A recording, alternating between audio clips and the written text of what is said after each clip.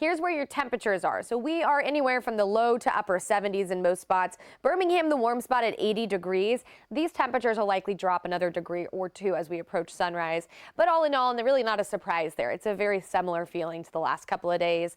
Later today, we range anywhere from the low to mid 90s. We get more sun than clouds with just a few hit and miss afternoon thunderstorms. Not everybody sees one. Some of you will, and it will help the way it feels, but I wouldn't count on one of these. Coverage is not going to be all that high.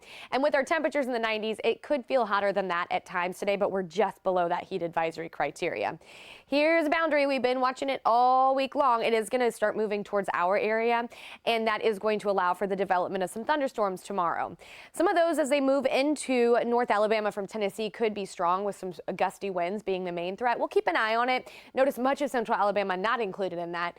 The exception is going to be the very, very northern part of our area here, where you can see that marginal level 1 out of 5 risk. So we'll keep an eye on things. Just know that, yes, rain coverage is going to be higher at times tomorrow and through the weekend. We start the first half of the day dry, but this is lunchtime, and here comes that boundary. Also, those thunderstorms begin to develop. They sink southward into central Alabama, and the coverage isn't going to be everywhere all the time. I'm not forecasting a complete washout, but just know that it's pretty likely you will see a shower or storm at some point during the day tomorrow, and then that same pattern will stick with us through the weekend because we are watching that boundary kind of stall out. So on Saturday, we're keeping rain coverage fairly high. There will be rain and thunder at times. When it rains, it could rain pretty heavily just because we have a lot of moisture to work with.